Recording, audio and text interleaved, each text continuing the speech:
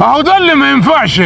انت جيت هنا واشتكيت، مع ان ولدي ما فيش حد في البلد كله يقدر يشتكي منه، وعشان جيتك دي وجرأتك وقلبك اللي قاعد انا لازم اكسر نفسك. عربية ولد احمد اللي انت جاي تشتكي منه تنزل تحتها وتصلحها زي الكلب. ماشي يا عم الحاج، اصلح العربيه، بس عارف اصلحها ليه؟ عشان دي اكل عيشي وما استعرش منه. بس اللي عايز اوصله لك حاجه واحده، ان انا من البلد دي ومش غريب.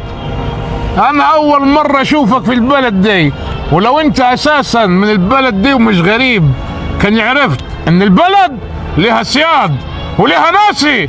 ماشي يا معلم، بس احنا مش عبيد.